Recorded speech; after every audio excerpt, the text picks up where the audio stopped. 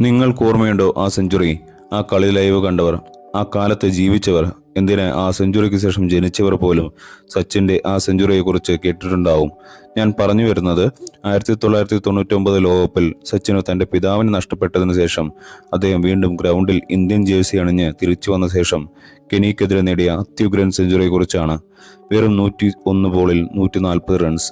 ആ ഇന്നിംഗ്സിനെ കുറിച്ച് അന്ന് സ്പോർട്സ് റിപ്പോർട്ടർ കൂടിയായിരുന്ന ഹർഷ ഭോഗ്ലെ ഒരു ഇന്റർവ്യൂവിൽ ഓർക്കുന്നത് ഇങ്ങനെയാണ്: 1999 ലോകകപ്പിനിടെ ഒരു ദിവസം ഇന്ത്യൻ ഡ്രസ്സിംഗ് റൂമിലേക്ക് ചെന്നപ്പോൾ അവിടെ ആകെ മൂകത തളം കെട്ടിക്കിടക്കുകയായിരുന്നു. എല്ലാവരും നിശബ്ദരായിരിക്കുന്നു.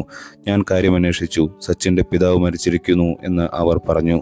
അച്ഛനെ അവസാനമായി കാണാൻ പോയ സച്ചിന് ഒരിക്കലും തിരിച്ചു വരാൻ ആഗ്രഹമുണ്ടായിരുന്നില്ല. എനിക്കറിയാം സച്ചിന് എത്രത്തോളം അദ്ദേഹത്തിന്റെ അച്ഛനുമായി അടുപ്പമുണ്ടായിരുന്നുവെന്ന്. സച്ചിൻ ആകെ തകർന്നു പോയിരുന്നു. ഭാര്യ അഞ്ജലിയും മറ്റു കുടുംബാംഗങ്ങളും സച്ചിനെ നിർബന്ധിച്ച് തിരിച്ചയക്കുകയായിരുന്നു. കാരണം അവർക്കറിയാമായിരുന്നു, ഈ ദുഃഖത്തിൽ നിന്ന് സച്ചിന് അല്പമെങ്കിലും ആശ്വാസം കിട്ടണമെങ്കിൽ അത് അദ്ദേഹം ജീവനേക്കാൾ സ്നേഹിക്കുന്ന ക്രിക്കറ്റിലൂടെ മാത്രമായിരിക്കുമെന്ന്. സച്ചിൻ തിരിച്ചു വന്നു എന്നറിഞ്ഞപ്പോൾ ഞാൻ അദ്ദേഹത്തെ കാണാൻ ചെന്നു.